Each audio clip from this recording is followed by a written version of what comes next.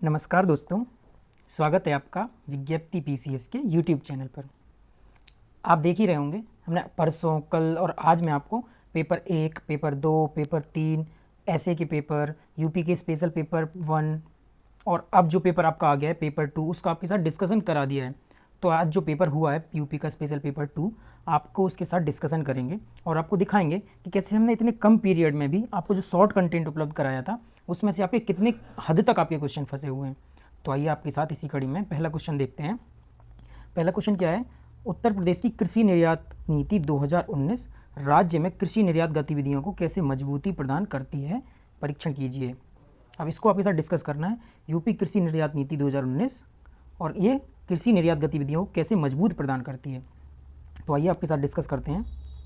तो देखिए, आपको इकोनॉमिक्स पेपर 6 में आपके साथ डिस्कस किया गया था यूपी में कृषि निर्यात की संभावनाएं। तो आपको सबसे पहले दिखाया गया था क्या क्या संभावनाएं हैं। फिर देखिए, आपको दिखाया गया था कि कौन कौन से उत्पाद, राज्य के 3 सर्वाधिक कृषि उत्पाद पदार्थ कौन कौन से हैं। मांस है, गैर बासमती चावल, अन्य चावल। इसकी कड़ी में आपको देखिए दिखाया गया था कृषि निर्यात बढ़ाने हेतु कौन कौन से प्रयास किए गए हैं। कृषि निर्यात मॉडल 2001 में केंद्र सरकार द्वारा इसकी घोषणा की गई है।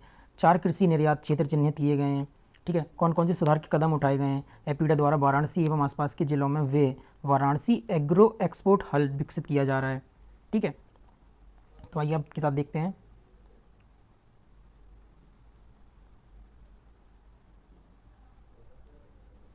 तो देखिए, आपको ये रहा आपका यूपी राज्य कृषि निर्यात प्रोत्साहन नीति। इसको भी आपके साथ डिस्कस कर सकते हैं। ये आपको देखिए पूरा दिया गया है आपको, तो आप एक बेहतरीन आंसर लिख सकते हैं इससे ही। तो चलिए सीधा चौथा क्वेश्चन आपके साथ डिस्कस करते हैं। उत्तर प्रदेश सरकार की एक जिला एक उत्पाद कार्यक्रम के अंतर्गत कौशल विकास योजना क्या है। तो कौशल विकास योजना देखनी है आपको वन डिस्ट्रिक्ट वन प्रोडक्ट के अंतर्गत। आइए आपको साथ देखते हैं इसको भी।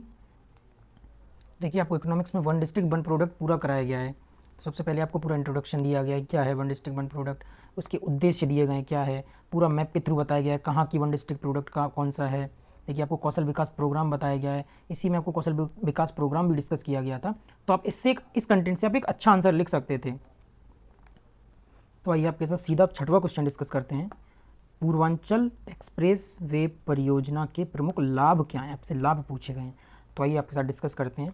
देखिए, आपको जियोग्राफी में यूपी में एक्सप्रेस वे पढ़ाए गए हैं। वर्तमान में प्रदेश में 13 एक्सप्रेस वे हैं, जिनमें 7 निर्माणाधीन हैं और 6 कार्यात्मक हैं, 6 भी कार्य कर रही हैं। जैसे यमुना एक्सप्रेस वे है, Delhi Meerut express way, Noida greater Noida express way, Agra Lucknow express way.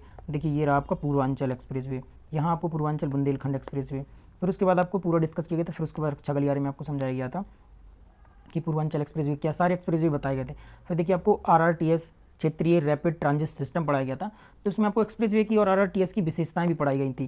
तो यही तो उसके लाभ हैं कि लाभ क्या होंगे। तो एक्सप्रेस वे के क्या लाभ होंगे? आर्थिक गतिविधियां बढ़ेंगी, खर्च कम होगा, समय की बचत होगी, सड़कों पर भीड़ का दबाव कम होगा, परिवहन में ऊर्जा खपत कम होगी, उस गैस उत्सर्जन आपका कम होगा। तो यही आपके मेनली लाभ हैं। अब देखिए, 7वां क्वेश्चन जैसे है ना, उत्तर प्रदेश मिलेट्स पुनरुद्धार कार्यक्रम की मुख्य विशेषताएं। तो ये आपका इस बार चूंकि इंटरनेशनल ईयर ऑफ मिलेट्स भी मनाया जा रहा है, तो सरकार मिलेट्स पर, मोटे अनाजों पर बहुत अधिक ध्यान दे रही है। तो ये आपका तो एक्सपेक्टेड क्वेश्चन था और ये इंपॉर्टेंट क्वेश्चन भी था, तो इसको तो आपने कर भी लिया होगा, पढ़ के भी गए होंगे। अब जैसे 8वां क्वेश्चन देखते हैं, उत्तर प्रदेश में भूजल के उपयोग से जुड़ी मुख्य समस्याएं क्या और समस्याएं क्या हैं और उनकी चुनौतियों का भी उल्लेख कीजिए। तो आपके साथ हम लोगों ने डिस्कस किया हुआ है उत्तर प्रदेश में भूमिगत जल संसाधन हेतु, भूमिगत जल प्रबंधन हेतु क्या क्या प्रयास किए गए हैं। देखिए, आपको पूरा दिखाया गया सिंचाई की क्या समस्याएं हैं, क्या प्रयास किए गए हैं, क्या क्या चुनौतियां हैं, आपको पूरा डिस्कस किया गया। यहाँ से आप अच्छा लिख सकते थे। देखिए, पूरा मैप के थ्रू भी आपको समझाया गया है, तो यहाँ से आप बहुत अच्छा लिख सकते थे। तो आइए आपसे सेक्शन बी का 11वां क्वेश्चन डिस्कस करते हैं।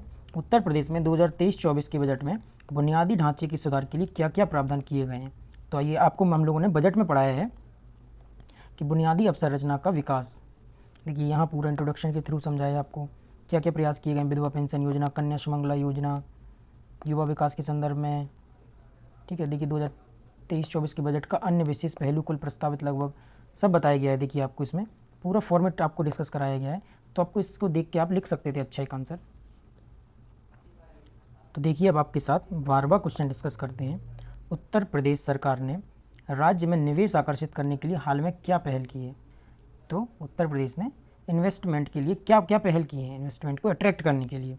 तो आइए आपको दिखाते हैं। इकोनॉमिक्स में आपको पढ़ाया गया है राज्य में निवेश संबंधी मुद्दों में आपको समझाया गया है कि बाजार में निवेश को प्रभावित करने वाले कौन कौन से कारक हैं। निवेश को आकर्षित करने के निवेश आकर्षक गंतव्य के रूप में उत्तर प्रदेश क्या क्या किया है, पीपीपी पर कैसे निवेश किया है, कैसे निवेश को आकर्षित करने के लिए यूपी ने कार्य किया है, वर्तमान निवेश का मॉडल क्या है, पूरा आपको देखिए 2-3 पेज में पूरा निवेश मॉडल और निवेश को आकर्षित करने के लिए क्या क्या कार्य किया गया है सब कुछ समझाया गया है। आपको क्या क्या चुनौतियाँ हैं सब कुछ आपके साथ डिस्कस किया गया है।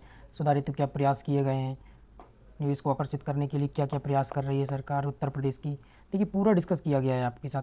ये अब आपके साथ 14वां क्वेश्चन सीधा डिस्कस कर लेते हैं। राज्य में बागवानी के विकास के लिए उत्तर प्रदेश सरकार द्वारा की जाने वाली प्रमुख सुविधाओं पर चर्चा कीजिए। तो आइए आपके साथ देखते हैं। उत्तर प्रदेश में प्रमुख फसलों में आपको पढ़ाया गया है उत्तर प्रदेश में बागवानी कृषि, तो आपको सब कुछ बताया गया है बागवानी के बारे में और प्रमुख सुविधाएं क्या हैं इस पर भी चर्चा के लिए आपको बताया गया। संस्थागत स्तर पर क्या प्रयास कर रहे हैं, क्या कार्यक्रम है, प्रमुख फसलें क्या हैं, उत्पादन गुणवत्ता को लेकर कुछ प्रमुख मुद्दे क्या रहे हैं, पूरा आपके साथ डिस्कस किया गया है बागवानी को लेकर। तो आप यहाँ से भी आपको पढ़ाया गया है तो आप लिख सकते हैं यहाँ से भी। तो आपके साथ 15 क्वेश्चन डिस्कस कर लेते हैं।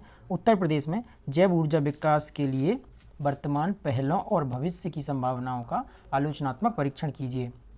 तो आइए आपके साथ डिस्कस करते हैं। तो देखिए बायोमास जैव ऊर्जा के बारे में आपको यहाँ पढ़ाया गया है। सरकार की क्या पहलें हैं, पहलों को बता सकते हैं सर, कुछ केंद्र सरकार के प्रयास बता सकते हैं, पवन ऊर्जा की स्थिति, यहाँ से तो पवन ऊर्जा की स्थिति, तो आप यहाँ से सरकार की पहलें प्रयास के साथ आप पॉजिटिव नेगेटिव दिखाकर आलोचनात्मक यहाँ मूल्यांकन कर सकते हैं। देखिए आपको ये टॉपिक भी कराया गया है। आपके साथ 17वां सीधा क्वेश्चन डिस्कस करते हैं।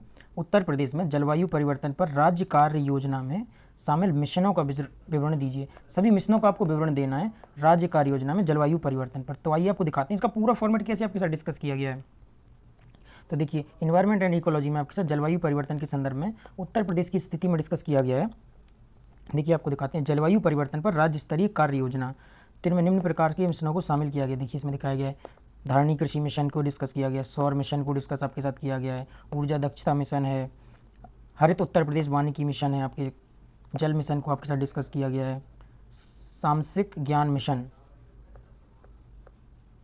सतत आवास मिशन, पूरा देखिए आपके साथ पूरे मिशनों को डिस्कस किया गया है और कितना बेहतरीन आपको शॉर्ट कंटेंट में उपलब्ध कराया गया है, तो आप इसको अच्छे तरीके से लिख सकते थे। अब आपके साथ 18वां क्वेश्चन डिस्कस करते हैं।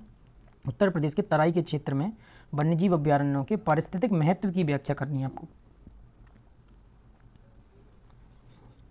तो देखिए आपको यूपी में राष्ट्रीय पार्क और वन्यजीव अभ्यारण्य के तौर पर समझाया गया था, इंट्रोडक्शन कैसे बनाना है, क्या क्या चुनौतियां हैं ये दिखाना था। लेकिन आपको पूछा गया है कि तराई के क्षेत्र के वन्यजीव अभ्यारण्यों के पारिस्थितिक महत्व की चर्चा करनी थी, जैसे दुधवा है, दुधवा नेशनल पार्क है, ये सब आपको डिस्कस कर सकते थे लखीमपुर खीरी में। और देखिए महत्व भी दिखा सकते थे, आपको पूरा यहाँ से लेके यहाँ तक पूरे में डिस्कस किया गया है आपको।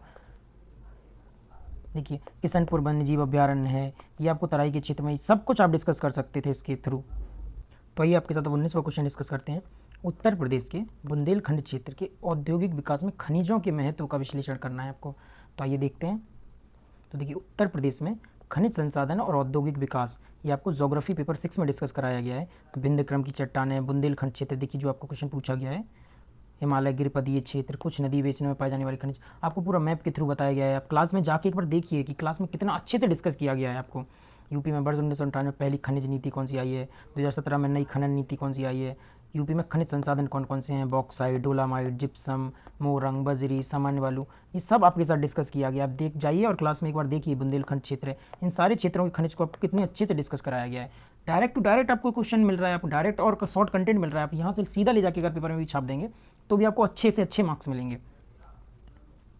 तो देखिए आपको दिखाते हैं क्वेश्चन 1 जैसे ये फंसा हुआ है नोट से, ठीक है। Question 2, 3, 4, 5, 6, 7, question 8, 9, 10, 11। तो देखिए आपको पिछले पेपर में भी दिखाएगा, पिछले पेपर में आपने देखा होगा 20 में से 12 क्वेश्चन फंसे हुए हैं। इसमें भी आप देख सकते हैं लगभग 20 में से 10 से 11 क्वेश्चन आपको डायरेक्ट तौर पर फंसे हुए हैं और आपको इतना शॉर्ट कंटेंट उपलब्ध कराया जा रहा है। अगर इस पर भी आप पूरा तैयार करके आप लिख के जाएंगे ना, उसमें से 3-4 क्वेश्चन तो ऐसे ईजिली आते हैं जो हर जगह आपको मिलते हैं और 10 से 11 यहाँ मिल जा रहे हैं आपको। थोड़ा सा और मेहनत करके आप पूरा का पूरा पेपर बहुत अच्छे से कर सकते हैं। और तो हम आपके लिए आगे भी मेहनत करते रहेंगे। अगर आपको ये प्रोग्राम अच्छा लग रहा है तो एक लाइक कर दीजिए, इससे हमें मोटिवेशन मिलता है। धन्यवाद।